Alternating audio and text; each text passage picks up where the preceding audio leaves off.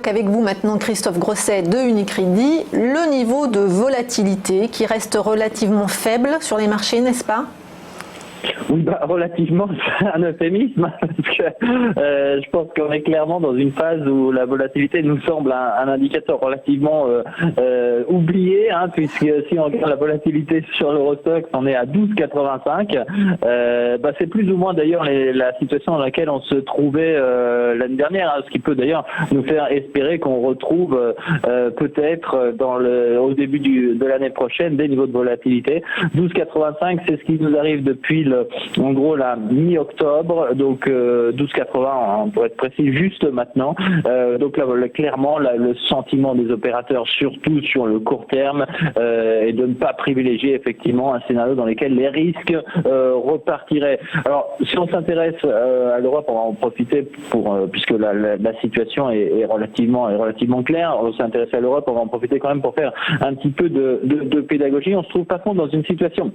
relativement inhabituelle, puisque si l'on va regarder la volatilité sur le CAC et la comparer à celle donc sur l'Eurostoxx, on remarque que la volatilité sur notre CAC 40 est en fait en ce moment plus basse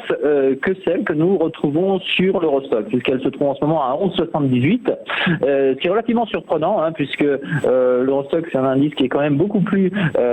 diversifié géographiquement que notre CAC, c'est clair, et généralement on est habitué à voir la volatilité des indices nationaux être légèrement supérieure à celle de notre indice européen. On se trouve dans une situation où, à fortiori, les investisseurs qui donc s'intéressent à notre marché français sont encore moins pessimistes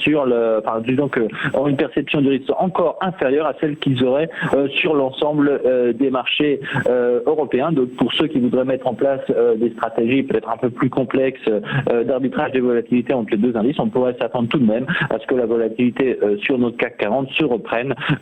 ou tout au moins repasse au-dessus de celle de l'Eurostoxx dans les séances et semaines à venir, puisque ce serait un retour à la normale, et on le sait en finance, lorsqu'il y a une situation anormale qui se crée, en général les indicateurs tendent à la corriger. Donc volatilité qui reste relativement basse, on est en fin d'année, donc on peut difficilement s'attendre, à moins d'une nouvelle vraiment qui serait une disruptive pour le marché, on peut difficilement s'attendre à ce que notre indice reparte à la hausse.